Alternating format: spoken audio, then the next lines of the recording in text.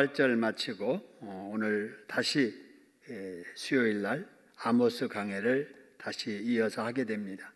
5번째 시간인데요. 제목은 죄를 벌로 갚으시는 하나님에 대한 4번째 말씀입니다.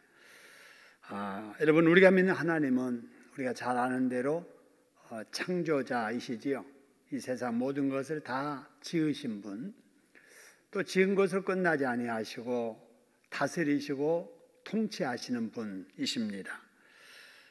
그리고 이제 통치하는 중에 하나님께서 죄인들은 구원하시고 또 죄에 대한 구원의 은총을 거절하는 사람들에게는 또 심판하시는, 갚으시는 하나님이시지요. 그래서 아모스서에서는 특별히 하나님의 구원의 은혜를 거절하는 사람들에게 심판이 있을 것임을 예언하는 말씀이기도 합니다. 오늘 본문의 말씀 11절에서는 이스라엘 주변 나라들에 대한 심판에 대한 말씀을 하시는 중에 11절에 에돔에 관한 심판의 말씀을 하십니다.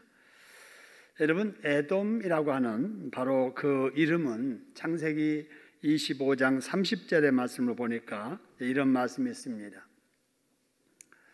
야곱에게 이르시되 내가 곤비하니 그 붉은 것을 나로 먹게 하라 한지라. 에서가 그런 거예요.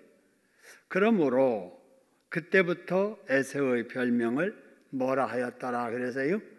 에돔이라 하였더라. 그래서 에돔이라고 하는 바로 이 말이 붉은 것, 이 붉은 것이 뭐냐면은 팥죽입니다. 팥죽. 그래서 팥죽 한 그릇에 장자권을 팔아버린 에서, 그때부터 에서를 별명하여 부르기를 붉은 것이라고 부르게 되었다라고 하는 것이지요. 여러분, 장자권이라고 하는 말씀을 드렸는데, 장자권이라고 하는 것은 대단히 중요하지요. 지금도 물론 중요합니다만은 우리나라에서도 여러분, 장남 하면은 다른 아들이 많아도 딸들이 있어도 장남에게 주어지는 고난이 있었잖아요. 이스라엘 이 당시에도 마찬가지입니다. 이 장자권은 가문을 이어갈 권리입니다. 그렇기 때문에 제사에 상속받을 권리가 다른 자녀들보다 더 많았지요. 특별히 이스라엘 사회는 하나님 믿는 사회이기 때문에 영적인 계대를 이을 수 있는 바로 이 권리가 장자들에게 주어졌던 거지요. 그래서 장자들에게 주어진 이러한 권리를 장자권이라고 우리가 이름 붙여 부르는데요. 이스라엘 백성들에게 장자권은 하나님께서 이스라엘 자손 대대로 주리라고 약속하신 영적인 축복권이지요. 그런데 에서는 장남이면서도 하나님께서 부모님을 통해서 주신 이 장자의 권리를 소중하게 여기지 않았습니다. 어느 날 사냥을 하다가 매우 시장한 중에 돌아왔을 때 한 그릇 팥죽을 먹기 위해서 바로 동생 야곱에게 장자권을 팔아버리게 됩니다. 물론 계약서 쓰고 그러진 않았지만은 말 한마디 내뱉는, 주고받는 그 대화 속에서 장자권이 이양되게 되는 것이지요. 여러분, 이처럼 에서는 하나님의 그 장자권의 축복보다도 우선 급한 것 해결하는 일에 급급했습니다. 장자권은 미래적인 축복인데 지금은 안 보이잖아요. 그런데 배고픔의 문제는 지금 당장 배고파서 허기가 지지 않아요. 그래서 우리 말로 우선 먹기는 꽃감이 달다는 식으로 내가 지금 당장 배가 고파 죽겠는데 뭐 장자권이 무슨 소용이 있노? 이러면서 장자권을 팥죽 한 그릇에 바꿔버린 것입니다. 여러분, 이처럼 에서가 하나님의 그 주신 영적인 축복을 소홀히 여겼는데요. 이렇게 산 에서 한 가지만 봐도 열을 알 수 있다고 그의 삶이 어땠을까 짐작이 가지 않아요. 그런데 창세기 26장 34절에 보면은 에서의 삶의 한 단면을 보여주는 말씀이 나오는데 에서가 장가를 가는데 40세에 장가 갑니다. 근데 누구하고 장가를 갔느냐? 거기 보니까 해쪽 속 브레이의 딸 유딧과 해쪽 속 엘론의 딸 바스맛을 아내로 취하게 됩니다. 우리가 이제 이 사람들이 어느 지역 누군가는 잘 모를지라도 그 다음 말씀 보면은 짐작은 가능합니다. 말씀 보니까 여기 그들이, 그래서 에서와 그의 부인들이 이삭과 리브가의 마음에 뭐가 되었더라 그래서요? 근심이 되었더라. 왜냐하면은 이스라엘 사람들은 이방 여인들과 결혼하면 안 되거든요. 근데 부모 말도 안 듣는 거예요. 그러니까 하나님께서 주신 영적인 축복도 소홀히 여기면서 부모님의 지도도 안 따른 거예요. 어찌 부모가 장자권에 대해서 안 가르쳤겠어요? 가르쳤는데도 부모 말 안 듣는 거예요. 근데 그 동생 야곱은 그런 말들을 들으면서 그걸 사모했던 거지요. 그래서 하나님께 영광을 돌리지 못하고 부모의 마음이 근심되는 바로 이 사람.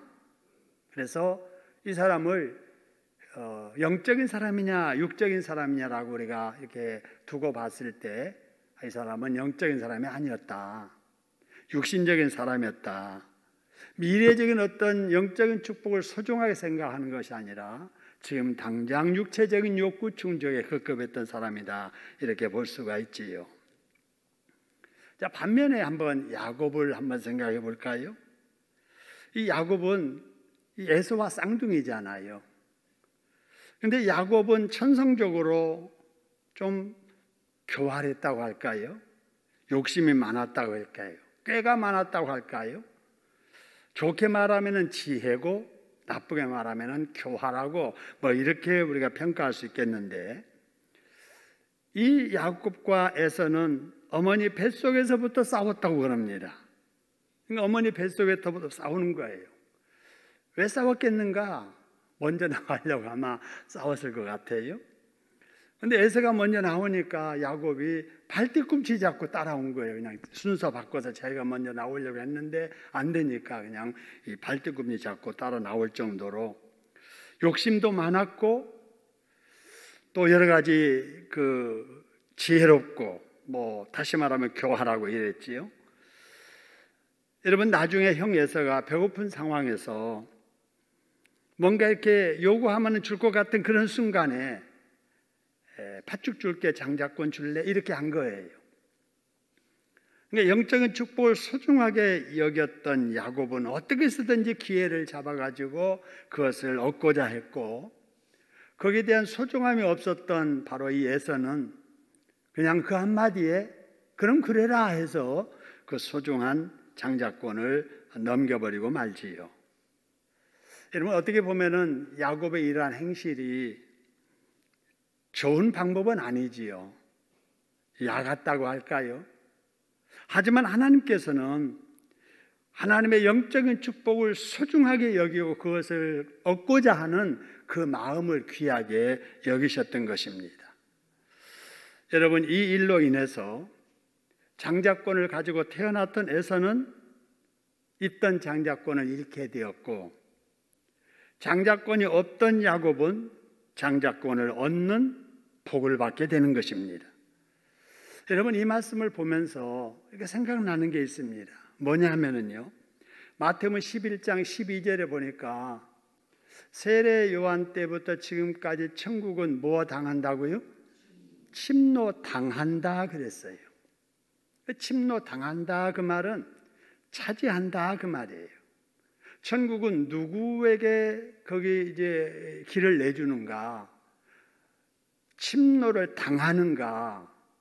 바로 여기 말씀 보니까 침노하는 자가 그것을 빼앗아 차지하는 거예요. 여러분, 이 말씀하고 야곱하고 에서하고 이렇게 비교해 보면은, 여러분, 에서는 뭔가 남이 가지고 있는 거라도 내 것 되게 하려고 하는 그런 어떤 것이 없잖아요. 근데 야곱은 없지만은 그것을 어떻게 해서든 얻으려고 하잖아요. 여기 표현들 하면은 침노하잖아요. 여러분, 바로 천국은 지금도 뭐 가면 가겠지, 못 가면 말고, 그런 사람들에게 천국은 주어지지 않습니다. 천국은 누구에게 문을 열어주느냐? 천국을 침노하듯 내가 반드시 들어가야 되겠다고 하는 그런 사모하는 마음을 가진 사람들에게 문을 열어주는 줄로 믿으시기를 소원합니다. 그냥 감나무 밑에 그냥 누워가지고 입에 홍시 떨어지기를 기다리는 그런 사람에게는 절대로 천국이 길을 열어주지 않습니다. 여러분, 그래서 예수님께서도 마태복음 7장 7절 우리가 잘 알잖아요. 우리 예수님께서는 자녀된 우리들이 이 땅에 살면서 뭔가 필요한 거 있으면은 얻어서 살기를 원하시고, 부족한 거 있으면은 찾아서라도 그것을 누리며 살기를 원하시고, 어떤 가고 싶은 그 길에 문이 닫혀 있으면은 어떻게 해서든지 길을 열어주시려고 하시는 거예요. 그래서 말씀하시기를 구하라, 찾아라, 그리고 문을 두드리라고 이렇게 말씀하십니다. 할렐루야. 그 다음에 말씀하시기를 그리하면 너희에게 주신다. 그리하면 너희가 찾게 된다. 그리하면 너희에게 열려진다. 이렇게 약속하시고 그 다음에 말씀 보세요. 우리 밑에 두 줄 같이 한번 읽어볼까요? 구하는 이마다 받을 것이요, 찾는 이는 찾아낼 것이요, 두드리는 이에게는 열릴 것이니라. 할렐루야. 아무리 주님께서 약속을 하셨지만 그냥 듣고 머리로는 아는데 구하려는 열정이 없는 사람 안 주시는 거예요. 그죠? 아무리 그냥 닫힌 문 앞에 어떻게 할까 닫혔는데 어떻게 할까 하는 사람, 그 사람에게는 문이 안 열려요. 아무리 닫혀 있어도 막 소리를 지르면서 문 열어달라고 애걸복걸하는 그런 사람들에게 여러분 열려야 될 문들이 열려지게 되는 줄로 믿으시기를 소원합니다. 여러분, 그래서 수요일날 하나님께서 예비하신 하나님의 은혜와 복도 어떤 사람에게 주시느냐? 여러분, 내가 이번에 아무리 바빠도 배고파도 피곤해도 수요일날 하나님의 말씀 듣고 은혜 받아야 되겠어, 그런 마음 가지고 나오신 여러분들에게만 하나님께서 주시는 줄로 믿습니다. 여러분, 그래서 우리는 신앙생활 할 때 적극적이어야 돼요. 야고보처럼 없는 거라도 내가 받아야지, 내가 받아서 누려야지 라고 하는 그런 마음으로 여러분, 문을 두드리듯 뭔가 찾고 뭔가 구하고 뭔가 이렇게 해보려고 하는 이런 적극적인 사람을 하나님은 원하신다라고 하는 것입니다. 여러분, 지금까지의 이 말씀에서 우리가 한 가지 이제 알 수 있는 것은 야곱과 에서를 한번 생각해 보지요. 여러분, 같은 부모에게 태어난 쌍둥이에요. 그런데 살아가는 모습이 같아요? 달라요? 다르잖아요. 그죠?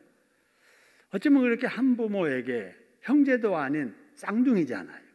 뭐 몇 살 터울이 있는 자식도 아닌 바로 쌍둥이인데도 불구하고 이렇게 다른 거예요. 자, 이걸 보면서 믿음은 타고나는 것이 아니다 하는 거지요. 그죠? 타고난다면은 한 배에서 같이 잉태해가지고 같이 자라다가 같이 나왔으니까 같아야 되잖아요. 근데 다르더라. 그래서 믿음은 타고나는 것이 아니라 하나님의 뭐라고요? 은혜다라는 것입니다.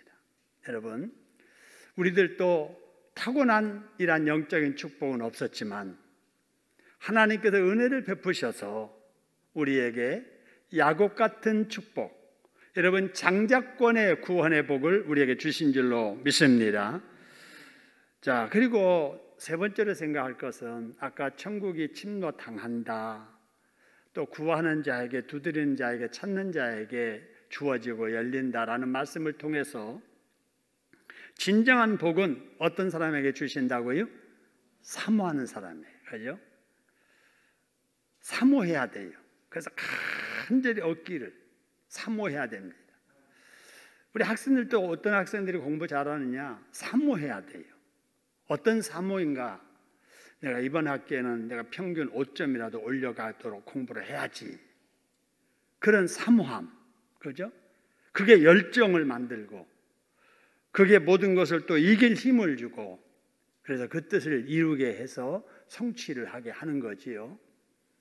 그래서 사모하는 마음, 내가 반드시 성경을 금년에 읽고 말 거야. 그런 사람이 성경을 읽습니다. 내가 2년이 걸리든 3년이 걸리든 내가 한 번은 내가 쓰고 말 거야. 그런 사모함이 있는 사람이 시작하는 거예요. 내가 전도를 통해서 구원받았으니 내 입을 통해서도 복음이 전해져서 내 전도를 통해서 예수 믿는 사람이 있게 해야지. 그런 사람이 예비신자 품고 기도하다가 전도해서 결신하게 하는 거거든요. 그죠? 내가 구원은 은혜로 받았지만 물질적인 축복은 11조 생활 내가 믿고 한번 해보고 경제적인 축복을 내가 누려야 되겠다 하는 그런 사람이 어렵지만은 11조 생활 하는 거예요.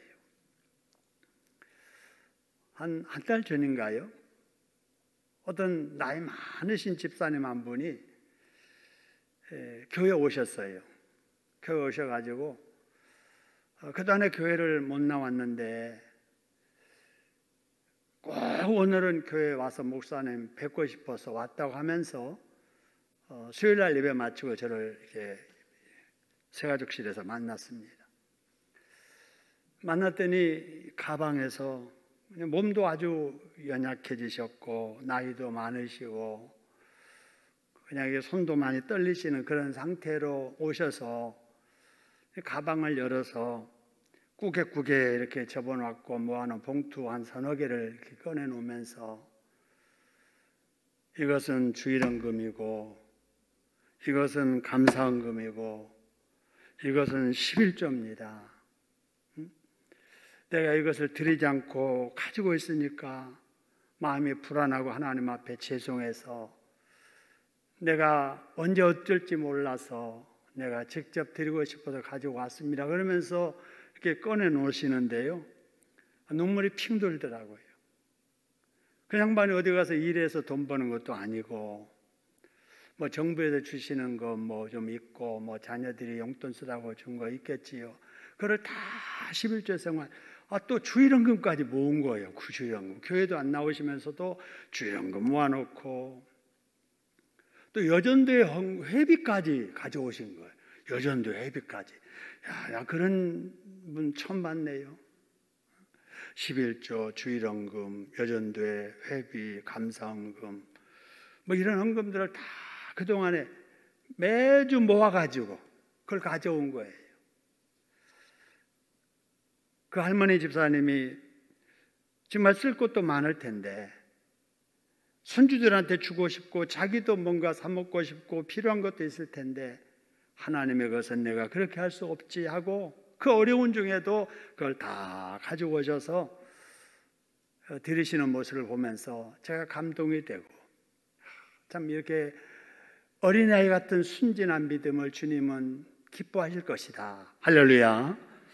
여러분 그런 분들이 우리 교회에 많아서 우리 교회가 이렇게 지속적으로 성장하고 은혜로운 공동체가 될 수 있는 거지요.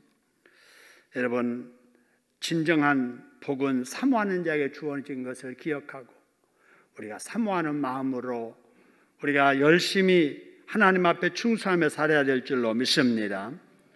누리고 살면서도 누리고 사는 복이 무엇인 줄도 모르는 사람 그 복을 잃게 되고 없는 복이지만 받기를 사모하는 사람들에게는 주어지게 되는 것입니다. 할렐루야. 그러면 우리는 날마다 하나님의 은혜를 구하며 살아야 될 줄로 믿습니다. 자, 그 다음에 이제 에돔으로 한번 돌아가지요. 자, 본문에 이제 에돔이 나오는데 바로 이 에돔은 에서의 후손들의 말합니다. 에돔, 에서의 후손들. 이 에돔 족속에 대해서 하나님께서 뭐라고 말씀하시는가? 오늘 11절의 말씀을 보니까 에돔의 서너 가지 뭐로 말미암아 그들을 어떻게 하리라 그래서요? 죄로 말미암아 내가 그 뭐를 돌이키지 않는다고요? 벌을 돌이키지 않는다 그 말입니다. 그래서 하나님께서 에돔 사람들을 벌하시겠다는 거예요. 벌하시겠다. 뭘 벌하시느냐? 죄를 벌하시겠다라고 하는 겁니다. 여러분, 이걸 통해서 우리가 알 수 있는 것은 하나님께서는 에돔 사람만 아니라 우리 모든 사람들을 지켜보시는 줄로 믿습니다. 다 지켜보세요. 다 지켜보십니다. 제가 어제 어느 목사님한테 이런 얘기를 들었습니다. 자기 교회에 깎아줄까라고 하는 이런 그 가게처럼 말이죠. 가게 하나 이렇게 마련해 놓고 거기다가 과자 같은 거 아이스크림 갖다 놓고 이제 아무 직원 없이 거기 문 열어놓고 24시간 불 켜놓고 장사한다는 거예요. 그래서 이제 물었대요. 목사님이, 집사님, 그거 누가 안 훔쳐갑니까? 그랬더니 지금 1년 가까이 하고 있는데 서너 번 훔쳐간 사람들이 있었대요. 그러면은 그걸 어떻게 좀 아무도 없이 그렇게 마음 편히 그걸 관리할 수 있습니까? 그랬더니 제가 거기 안 갈 뿐이지 다 핸드폰으로 보고 있습니다. 그냥 그러는 거예요. 거기 이제 맘만 먹으면 열면은 그 카메라가 장착된 그 것들이 핸드폰에 다 나타난대요. 저는 이제 거기에 찍혀서 문제 있으면 갔다가 이렇게 틀어서 보면 보이는 줄 알았는데, 아니 꼭 거기 가야만 그걸 지키는 게 아니고 집에 앉아서도 핸드폰을 그걸 다 보고 있대요.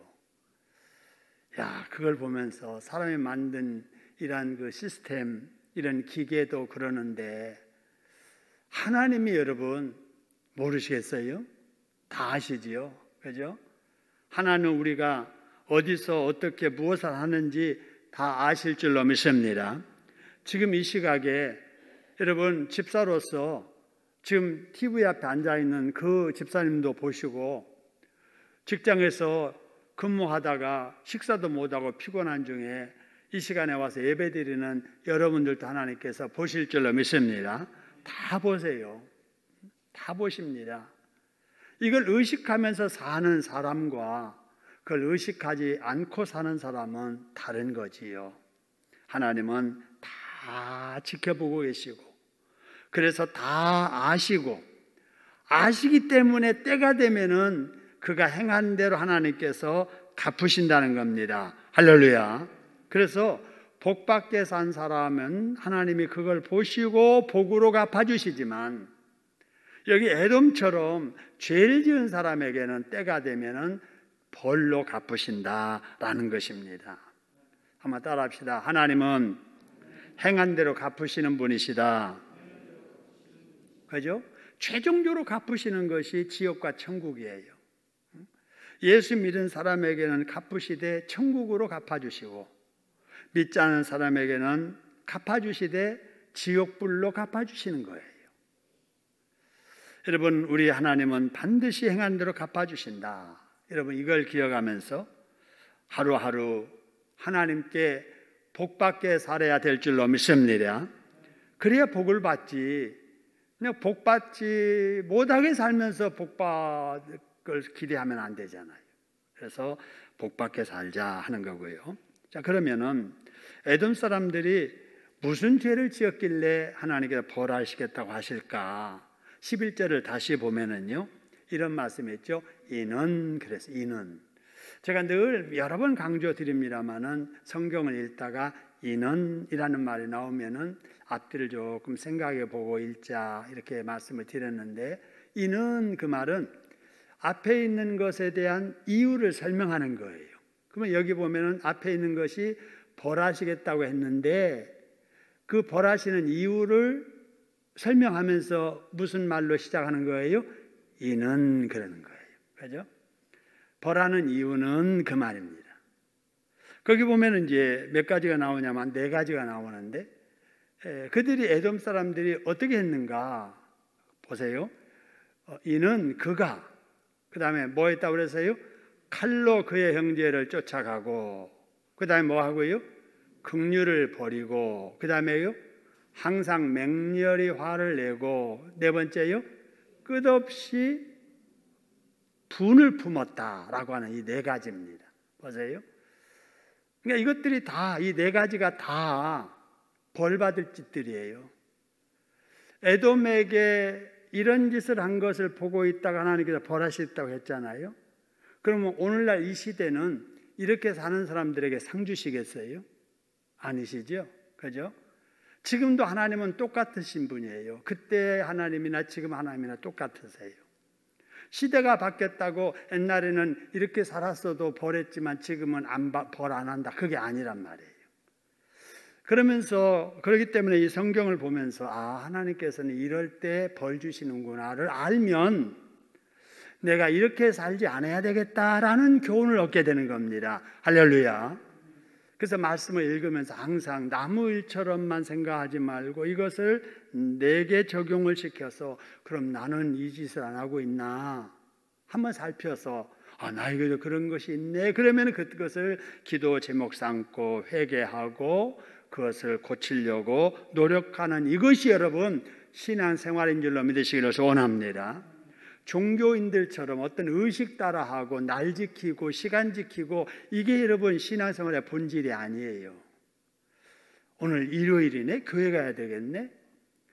예배 끝났네? 집에 가야 되겠네? 수요일날 됐네? 교회 가야지. 찬송 부르는 시간이네? 찬송 불러야지. 여러분 이렇게 종교의식을 열심히 따라서 행하는 그것이 신앙생활의 본질은 아니에요. 하나님의 말씀을 통해서 나를 돌아보고 말씀에 합당한 것이 있으면 계속 그렇게 더 잘하려고 노력하고 하나님의 말씀을 잘못됐다고 지적하는 말씀이 내게 있다면 그것을 고치려고 회개하고 노력하는 이런 몸부림이 여러분 진짜 신앙생활인 줄로 믿으시기를 소원합니다. 자, 근데 여기 말씀을 보니까 지금 여기 다시 11절 보니까 그가 칼로 쫓아갔는데 누구를 쫓아가며 그래서요? 누구를 쫓아갔어요? 형제를 쫓아간 거예요. 여러분 칼 들고 형제 쫓아가면 돼요? 안 돼요? 안 되잖아요. 근데 이 에돔이 벌받게 된 이유가 뭐냐면 형제를 칼 들고 쫓아간 거예요. 여기 형제란 누구를 말하냐면요 바로 에서와 야곱의 후손들. 그래서 에서의 후손들은 에돔 족속이 되었고 야곱의 후손들은 이스라엘 백성이 됐거든요. 그래서 이제 에돔의 바로 이 사람들이 에서의 후손들인 에돔의 사람들이 이스라엘 사람들을 칼 들고 쫓아갔다라는 거예요. 여러분 이들은 쌍둥이들의 형제의 후손들이잖아요. 그러니까 할아버지들이 형제분들이에요. 그 윗대는 같은 또 이제 부모이고 이래서 같은 형제 나라란 말이에요. 지금 이렇게 세월이 지나서 두 나라를 이루고 있지만은 여러분 그래서 이 야곱과 에서가 북중에서부터 싸웠다고 그랬잖아요. 살면서도 계속해서 그런 갈등 관계에 있었잖아요. 한 집에 살지 못하고 피난 가서 살고 또 야곱이 피난 생활하면서 돌아왔을 때 또 에서를 두려워하고 이런 관계가 계속 됐었잖아요. 이런 관계가 여러분 거기 창세기 25장 21절 26절 보면은 좀 긴데 그 이제 내력을 쭉 설명하는 거지요. 이삭이 그의 아내가 임신하지 못함을 그를 위하여 여호와께 간구했더니 여호와께서 간구를 들으셔서 임신하게 됐다. 근데 쌍둥이를 임신했다. 그 두 아들들이 태 속에서부터 뭐 했다고 그랬어요? 서로 싸웠다.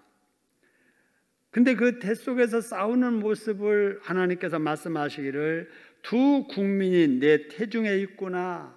두 민족이 네 복중에서부터 나누리이다. 이렇게 복중에서부터 이렇게 갈등 관계.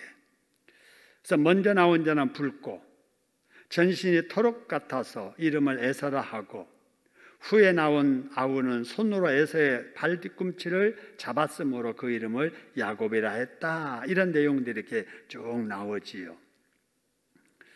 근데 이 후손들이 그 형제 관계를 잊어버리고 이제 칼을 들고 쫓아갔다라고 했는데 그때가 언제였느냐? 그 사례는요. 여러분 이스라엘 백성들이 애굽에서 나왔잖아요. 큰 민족이 돼가지고 약 한 200만이나 되는 그렇게 거대한 민족이 돼가지고 애굽에서 나와서 홍해를 건너서 지금 광야를 이렇게 지나서 가나안 땅으로 가고 있는 중입니다. 이 가는 길에 누가 살고 있었냐면은 에돔의 사람들이 살고 있었던 거예요. 그래서 이제 이 이스라엘 사람들이 아무리 과거에는 그 형제지간이었다 할지라도 지금은 다른 민족이니까 예의를 갖추느라고 우리가 지나갈 테니까 길을 좀 내달라라고 민수기 20장 14절 17절에서 이렇게 이제 합니다. 요청을 하게 되지요. 그래서 여기를 좀 통과하게 해달라, 길을 좀 열어달라 하고 사전에 요청합니다.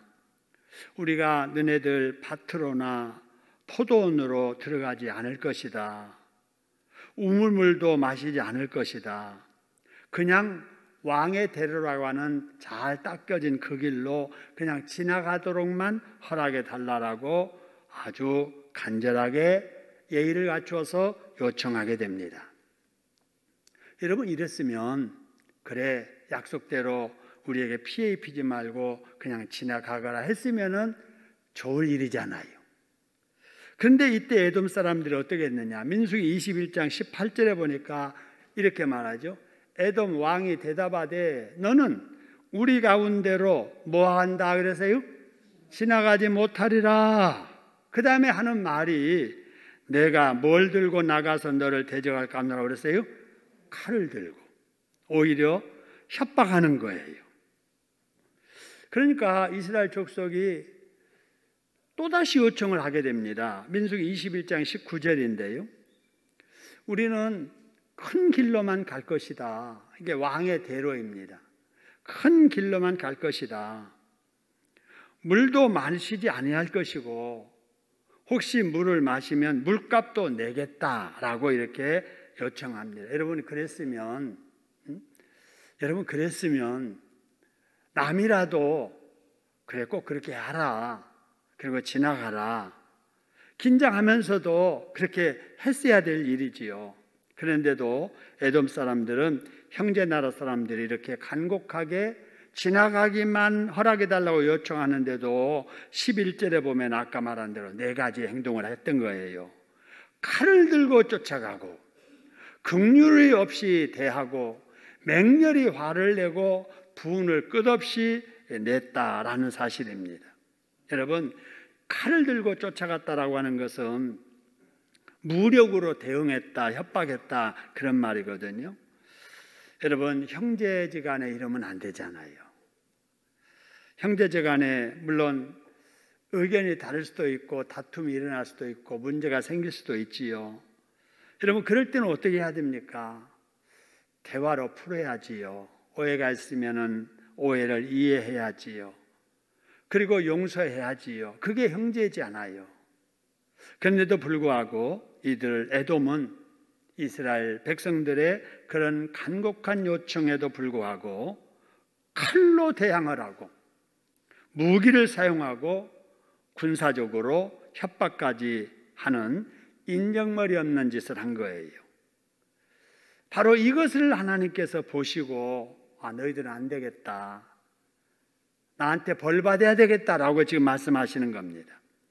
여러분, 이 땅에 살면서 우리도 우리 주변 사람들이 정말 뭔가 간절히 요청할 때, 도움을 청할 때, 용서를 빌 때, 여러분 우리는 긍휼을 베풀면서 여러분 이해해주고 악한 일이 있다면은 우리가 풀고 서로 불쌍히 여겨주면서 여러분 살아야 될 줄로 믿습니다. 그런데 에돔의 사람들은 그러지 못했다 하는 거예요. 자, 그 다음에 두 번째 보니까 긍휼을 버리며, 세 번째는 노가 항상 맹렬하였다 이렇게 말하고요. 네 번째는 분을 끝까지 품었다 이렇게 말합니다. 오해를 풀지 않으니까 악한 감정을 갖게 되고 그 악한 감정을 품고 사니까 결국은 못할 짓을 하다가 하나님께 벌 받게 되더라라고 하는 거지요. 그래서 아까 말씀드린 것처럼 우리는 우리의 삶 속에 오해가 있다면 이해하고 악한 생각 있으면 빨리 풀어버리고 서로 용서하고 사랑 베풀면서 사는 것이 나를 위하는 일이고 또 하나님께 복받는 일인 줄로 믿습니다. 자, 그런데 이렇게 끝까지 에돔 사람들이 이스라엘 백성들 지나가는 것을 허락하지 않는 거예요. 여러분, 그렇게 되면 어떻게 되는가? 이스라엘 백성들이 길이 있는데도 불구하고 잘 닦아진 왕의 대로라고 하는 그 편한 가까운 길을 놔두고 돌아가야 되는 거예요. 우리가 생각할 때 아니 꼭 그 길로만 가야 되나? 좀 돌아가면 되지 하지만 여러분, 길이라고 하는 것이 그렇게 많이 잘 닦아진 그런 길이 없잖아요. 또 그 지역은 사막 지역이고 산간 지역이고 막 그렇거든요. 근데 지나가야 될 사람들이 젊은 사람만 아니거든요.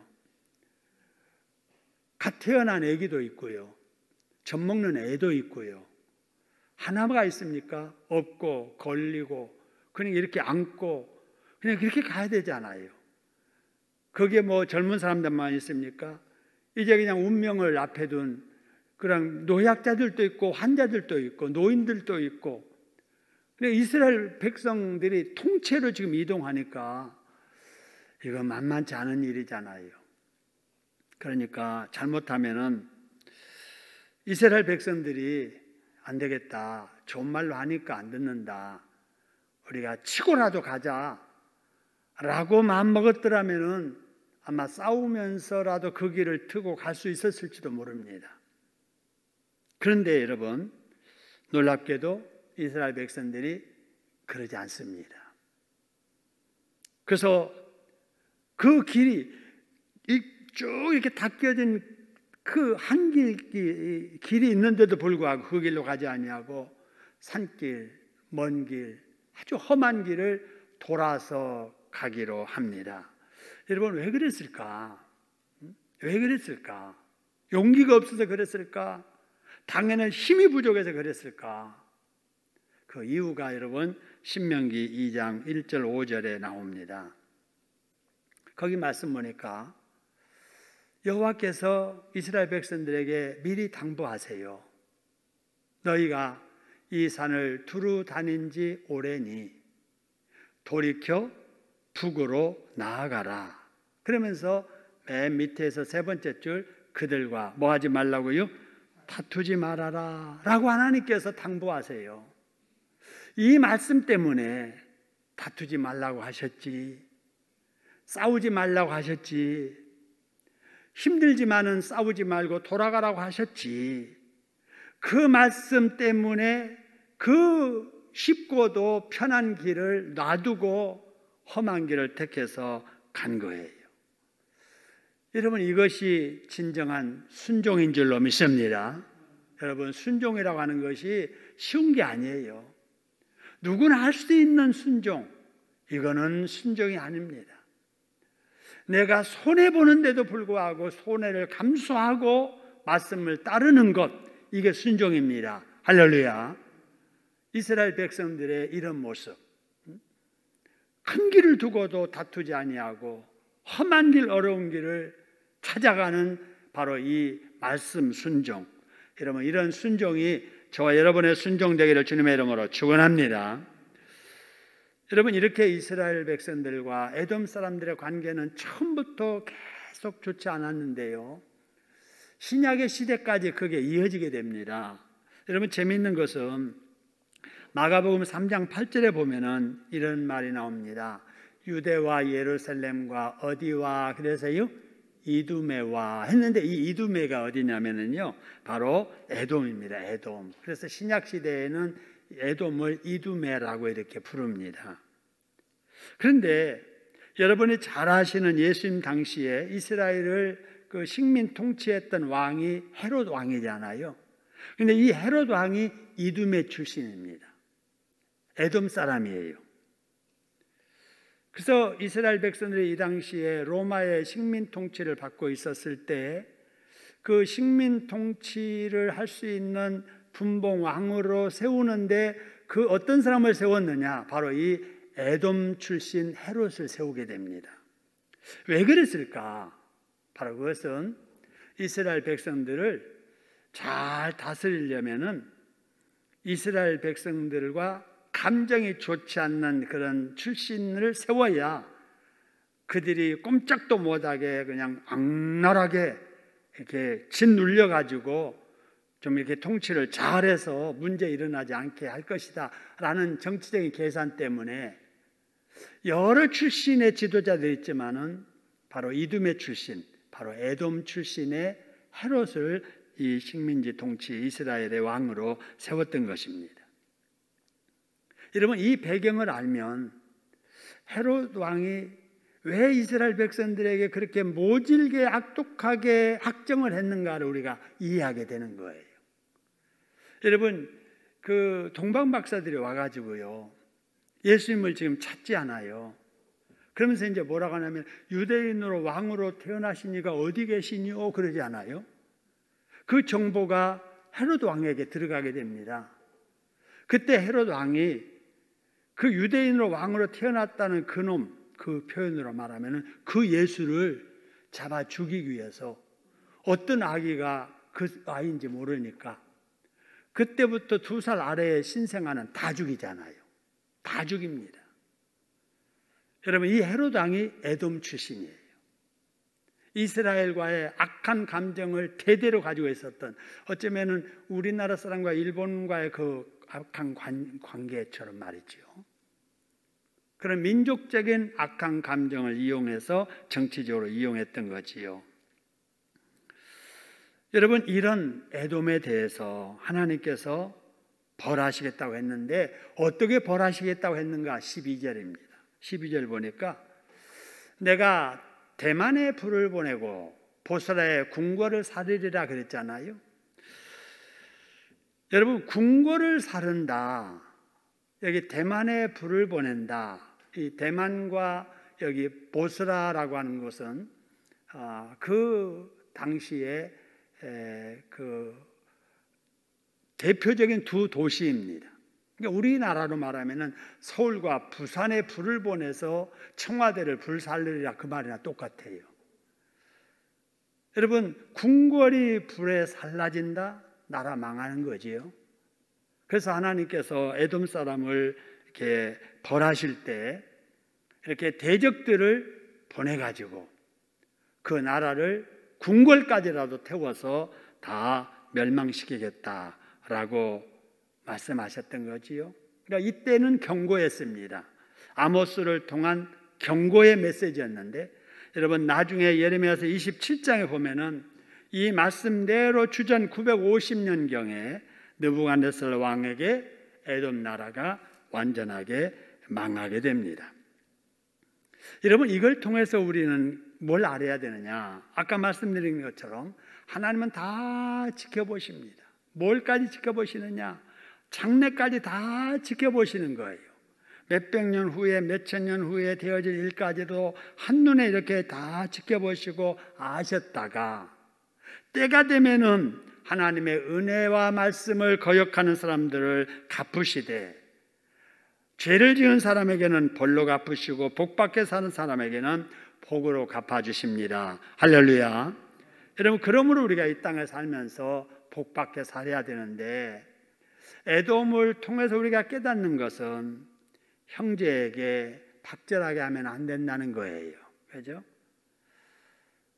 다른 블레셋 나라 사람들이 그랬다면 하나님께서 덜 화내셨을 거예요.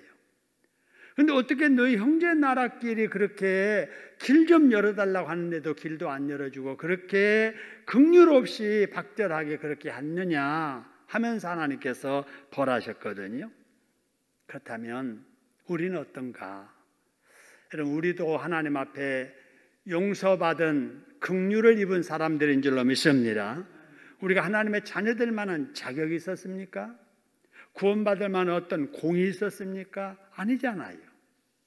그런데 하나님께서는 우리를 그냥 용서해 주신 거예요. 무엇 때문에? 사랑 때문에.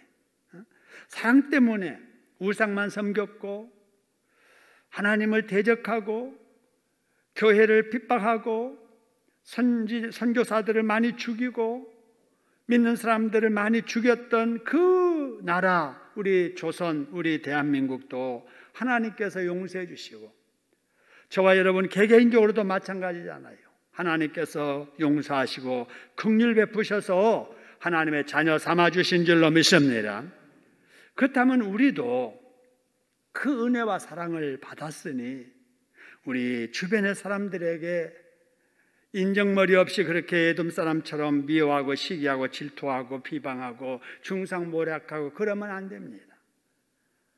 오해가 있으면 이해해주고, 잘못이 있으면 용서해주고, 부족한 것이 있더라도 감싸주고 세워주면서 사랑하며 살아야 될 줄로 믿습니다.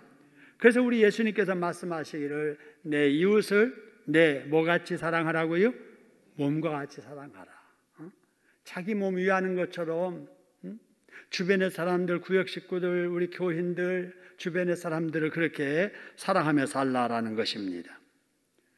여러분, 왜 그렇게 살아야 되느냐? 우리가 그런 사랑을 받았기 때문이기도 하지만 야고보서 2장 13절의 말씀 보니까 긍휼을 행하지 아니하는 자에게는 심판을 해도 무슨 심판한다고 그래서요?